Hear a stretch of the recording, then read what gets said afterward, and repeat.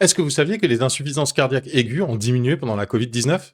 Pour nous aider à discuter sur le sujet, je vais vous présenter un papier scientifique de Paul Muller et collègues sorti en janvier 2026. Déjà, commençons par la base. C'est quoi les insuffisances cardiaques aiguës? C'est une situation dans laquelle le cœur devient subitement incapable d'assurer un débit sanguin suffisant pour alimenter l'organisme en oxygène. Un exemple le plus connu, la crise cardiaque, ou infarctus du myocarde pour les puristes. Imaginez, les personnes qui en sont victimes ont le cœur qui va d'un coup plus très bien et ont souvent besoin d'aide très vite. C'est pour faire simple. En pratique, la définition est un peu plus large que ça, gardez donc en tête que ça concerne aussi certaines formes de dysfonctionnement valvulaire ou pulmonaire, entre autres. Dans notre cas, si je parle d'insuffisance cardiaque et que vous simplifiez en crise cardiaque, personne ne vous en voudra, vous avez l'idée principale en tête. Maintenant que les insuffisances cardiaques sont définies, on peut commencer par un peu de contexte autour de l'article.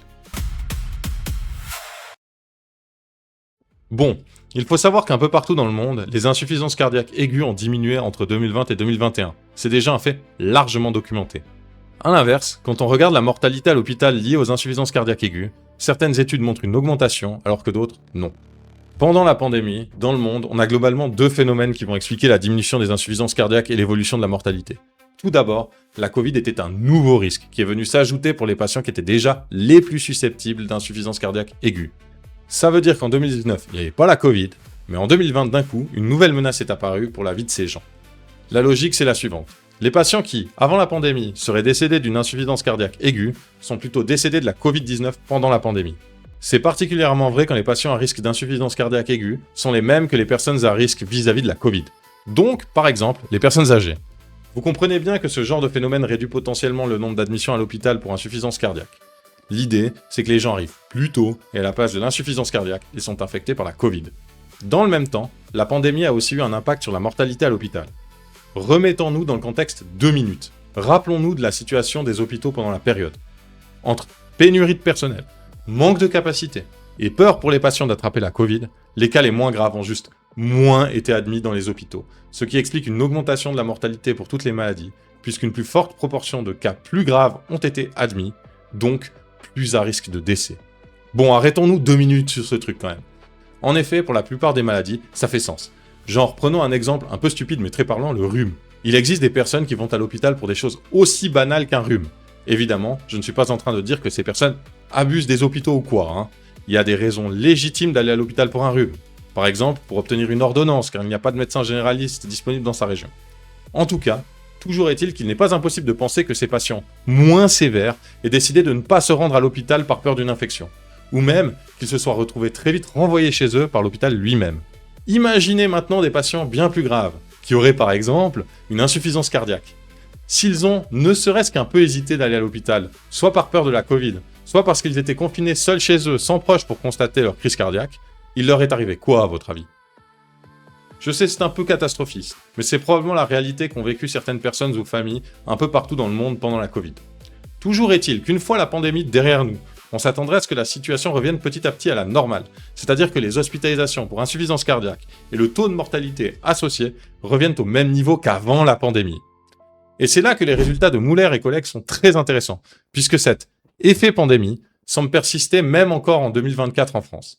Notez ici que je ne dis pas que c'est fini en 2025 et 2026. 2024, c'est la dernière année de données à laquelle les auteurs ont eu accès. Il n'est donc pas impossible de penser que ces effets persistent encore même aujourd'hui. Discutons 2 minutes méthode, en gros, comment l'analyse a été faite.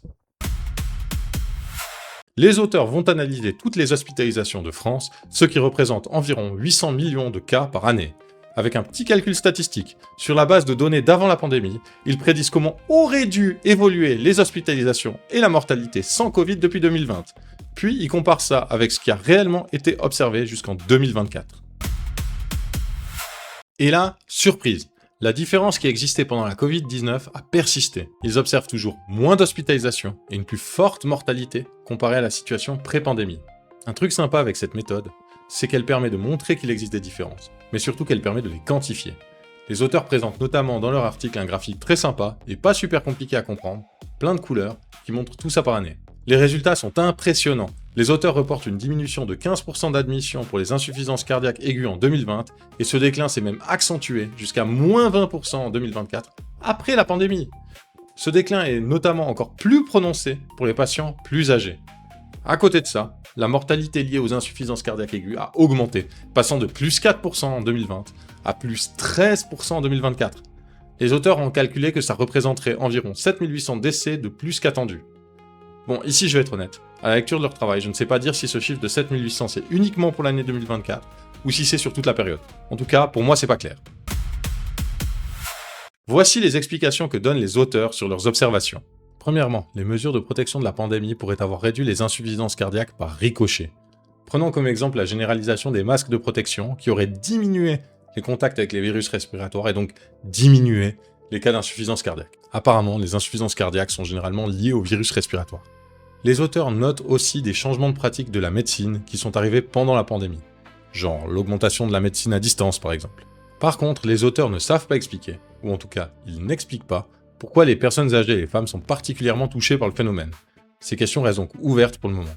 Cependant, je pense que les mesures de protection de la Covid étant principalement mises en place pour protéger les personnes âgées, on peut imaginer que cet effet de protection contre les virus respiratoires a justement été un peu plus marqué pour les personnes plus âgées. Les auteurs abordent aussi le cas des décès prématurés, donc avant l'hospitalisation pendant la pandémie. On en a déjà brièvement parlé. Cependant, les auteurs estiment que ça ne suffit pas à expliquer les niveaux de différence. En plus, en 2024, les décès liés à la Covid ont drastiquement diminué. Donc en gros, les conséquences de la pandémie étaient terminées. Pourtant, la diminution d'hospitalisation et l'augmentation de la mortalité sont toujours observables. Les auteurs avancent comme hypothèse une méfiance qui se serait accrue envers le système de santé et qui se serait installée en 2020 avec la pandémie et qui persisterait encore en 2024. Par exemple, une plus grande réticence à aller à l'hôpital, ou alors même une diminution de la prise de médicaments depuis la pandémie. Apparemment, c'est documenté dans la littérature que depuis 2020, l'initiation de prise de médicaments a diminué un peu partout dans le monde. Pour ce truc-là, je vous laisse aller voir les références fournies par les auteurs. J'en ai déjà entendu parler par ailleurs, mais c'est un autre sujet à part entière et je ne vais pas le discuter plus ici. Au chapitre Force et limitation de l'étude. Les auteurs mettent en avant leur grand volume de données, ce qui est bien pratique pour faire des modèles de prédiction. Et ça, en effet, c'est une force de leur travail selon moi. Premièrement, l'étude manque d'indicateurs cliniques, genre le poids, l'utilisation de tabac ou la pression sanguine. C'est en effet dommage, ça aiderait à mieux faire les prédictions. Le modèle statistique serait d'ailleurs bien content d'avoir ces informations. De plus, attention, cette étude se base sur des données hospitalières. Elle est donc sensible à la manière dont sont collectées les données par les hôpitaux. Ensuite, on est quand même face à une étude très franco-française. Pas possible d'étendre les conclusions à d'autres pays, bien que des patterns similaires aient été reportés ailleurs également. Enfin, assez classiquement dans ce genre d'analyse, nous sommes face à une étude observationnelle qui propose plusieurs hypothèses d'explication, mais comme la problématique est multifactorielle, il n'est pas possible de conclure de manière définitive sur la vraie raison qui explique les évolutions observées. Voilà, c'était tout pour aujourd'hui, merci de votre attention. Petit warning tout de même, je présente ici le résultat d'une seule étude, en plus récente. Il ne s'agit pas de discuter de consensus scientifique, mais plutôt de profiter du travail souvent invisible des scientifiques pour réfléchir sur une thématique. Je peux évidemment faire des erreurs, il n'est pas interdit d'aller lire vous-même l'article. Je l'ai choisi en open access pour que vous puissiez y avoir accès. En attendant la prochaine fois, je vous souhaite une excellente.